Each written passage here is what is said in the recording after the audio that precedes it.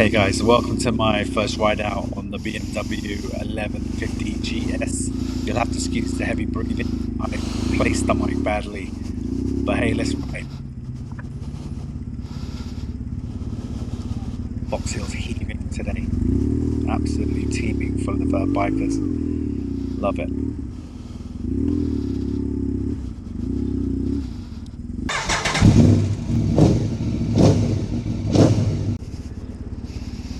So let's get out onto the A25. This is the road that heads towards Newlands Corner, which is another biker spot here on the A25 as well. I think it's a place called Westerham towards that. Wow, look at the state of these roads.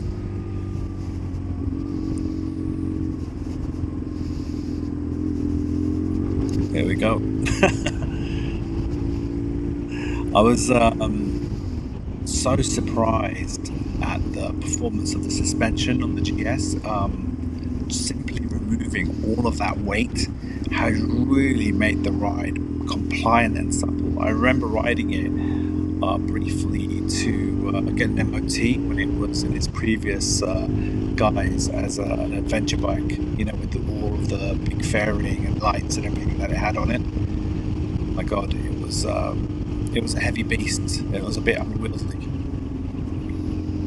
Oh, this is a nice camper van coming up. I think it's tiger green. I've got a thing about these old Volkswagen Type 2 campers, split screens, bay windows, this is a late version from the late 70s. Fantastic. He's getting a good run down this hill.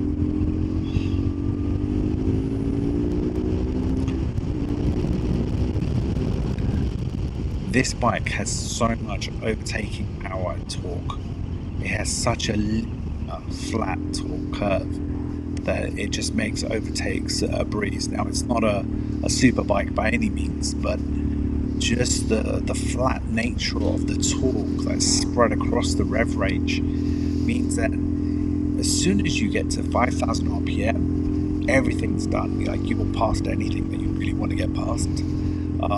And it's still really rev out to 8,000, I believe. The red line is around 8,000. And it produces power all the way up to 7 before it trails off. Lovely view. That's why I like this road. But I was so pleasantly surprised that you could short shift this bike and just cruise it through the villages. It's got a lovely tone to it, especially with the baffle in. With the baffle out, it was obnoxiously popping, and you could feel there was a performance loss, definitely. But with the baffle in, it has a lovely tone, warm tone to it. I think a lot of BMW guys are familiar with this sound, but it's fantastic. This guy's slowing down a lot. Let's get going. You can see I'm just short shifting the bike. It's an absolute pleasure to cruise. Lovely little church there, over there on the left. These roads are actually in very poor condition, but the bike is soaking it up like it's no problem. The thing that really surprised me is actually the performance of these Mitas tyres. I was introduced to Mitas by a friend who had an Africa Twin. He had them on his bike, and I was very skeptical because I'd never heard of the brand. But when I tried them, I was surprised in the wet how assured they were. And these tyres are just the same in the wet or the dry, and they've got a fair knobble on them, knobble, if that's a word, to tackle any sort of light trails that you wish to take the bike down, which I'm gonna. And hopefully you'll be along for that ride. Just really enjoying the way this bike is purring. It's fantastic. One of the things that I found really awkward and difficult at first riding the BMW was the switchgear, no pun intended. The indicators to indicate are on the left and the right. So if you want to go left, you click the left indicator. If you want to go right, you can see the little paddle button there on the right handlebar and on the left handlebar. And then to cancel, the indicator. Again, it's the right handlebar, like the throttle hand, which sometimes is awkward when you're rolling on the throttle and you want to cancel your indicator, because there's an overlap where either the indicator's on slightly too long, or you have to chop the throttle to get your thumb onto the cancellation. So that's a bit of a pain, but something that you kind of get used to. I didn't think I'd get used to it so quickly, but I did. This is a nice little stretch up here. Let's wind her up. As you can see, I barely got to 5,000 RPM. It was done, and it's getting up to the speed limit really quickly. It's a lovely view from here. Wonderful thing about being on an adventure bike, you get to see over the hedgerows a lot more than being crouched down on a sports bike.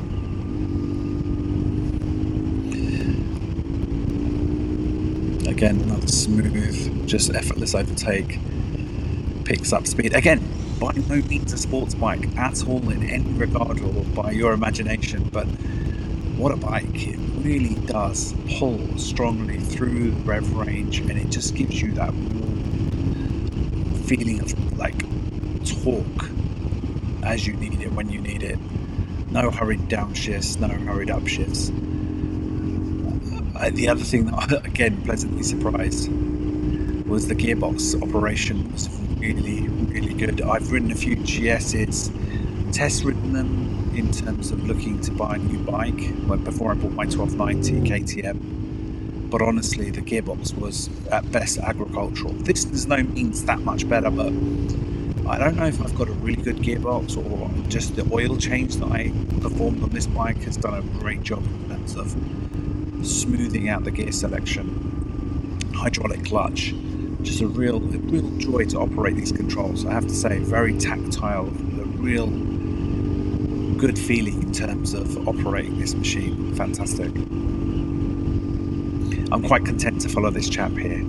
On a sports bike, I'd have been probably past him by now, but there's no real point. It's just I'm going at a pace that I'm enjoying, and I'm feeling good. All is well as the world when you're riding a bike. I think this is some of the best stress relief you could possibly hope to get. Here we go. Again, barely touched 5,000 RPM. Everything's done, and it's probably going a bit too quick there. So I'm slowing it down. There we go. We'll slow down here for the village.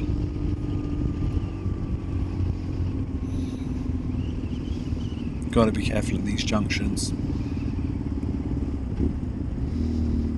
I love the little blip on the downshift. I love blipping on the downshift. Look at this clock. It's fantastic. Oh, there's me getting a bit, just testing the tyre grip. I'm enjoying it.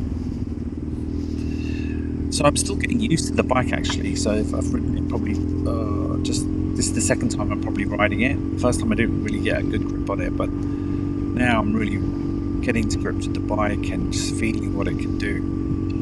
And I'm just really surprised, I'll be honest with you. Really, really pleasantly surprised by the way it performed.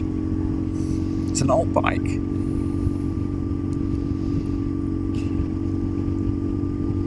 Lovely little hub. Don't know if you can see there on the right hand, just under the rev counter, I've got some auxiliary gauges strapped with tie wraps, and that gives me gear position indicator, it gives me oil temperature, and also fuel gauge. Two handy interludes. Oh, under the bridge. Obligatory to blip the throttle there, I say.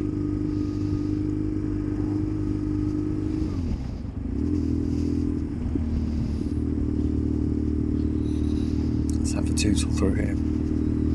I'm sure there were dinosaurs there on the left.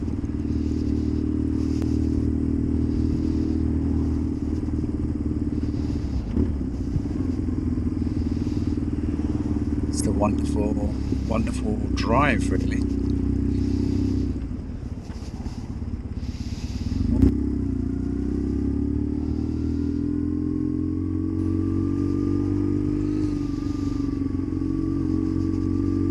There we go. It's a fuel station on the right, and I think it opens up to a national speed limit as we go forward.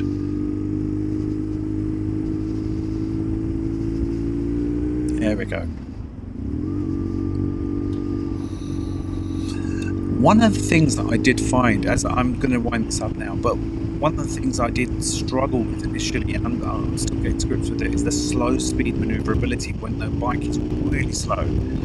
Turning front wheel. With a conventional forks, you can turn the front wheel on a sixpence, you know, to gymkhana style, tight turns really easily. But this bike struggles with, or I struggle rather, with those tight turns, and I'm not sure what it is. The feel of the front end, the balance, I'm not sure, I haven't really worked it out, but tight turns do me a funny turn, so I need to get hold of that. I thought it was myself, but I think it's just a combination of a telelever front end, because obviously this doesn't have conventional forks, as you would imagine. It has a single shock absorber and like a wishbone. It's fantastic stretch of road, but it gets more interesting as we climb the hill towards Newlands Corner.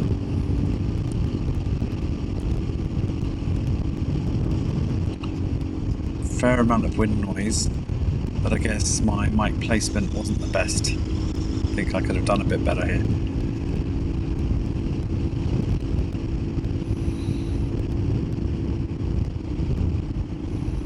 I think this is the best part of the Surrey countryside. Lovely roads like this. Should we see if we can get past this guy to enjoy the hill? He's putting his foot down a little bit. Yeah, let's see if we can get past again. No problem.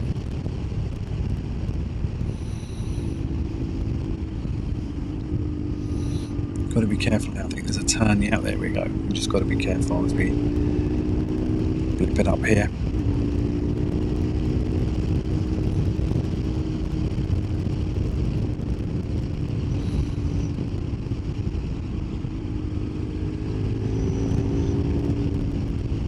Lovely spread of torque. You can hear it coming on.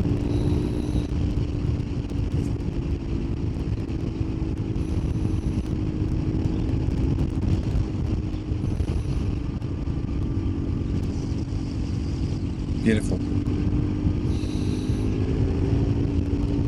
If you guys are interested, I'm happy to do a version of this video with just the riding and no commentary, if you just want to hear the engine, but I fear that you may get cheesed off with my heavy breathing. I'll have to do this run again.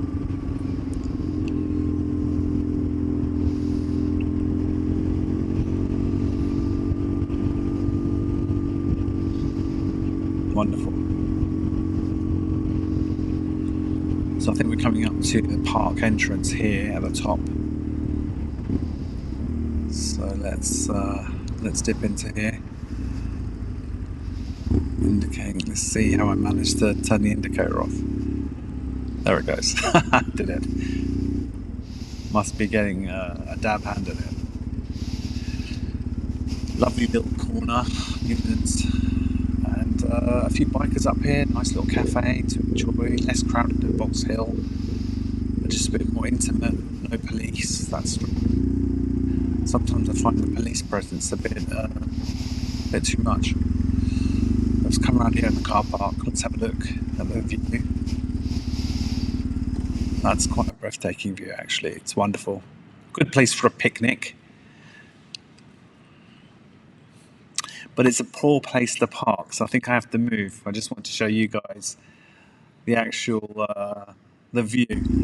Yeah, let's get a move on. Let's go park with the bikes. Oops, squeeze past this guy. Going the way, aren't I? But yeah, you know, needs must. Some bikes over here. Let's go and slip into here. Park amongst the fellow bikers. One thing's for certain, I'm not going to see another GS like mine around here. No matter how many bikes there are, I won't see another one like mine, which is quite refreshing, really. Lovely R1 here. Very nice bloke, got chatting to him. Alright, well look, that's the end of the ride. I hope you enjoyed that, coming along with me and riding the GS. What a fantastic ride, and thanks to the company. Guys, if you like that video, please like, subscribe, and hopefully I'll be bringing you more videos like that, and ones with less heavy breathing. Alright, thanks so much. See you on the next one. Bye.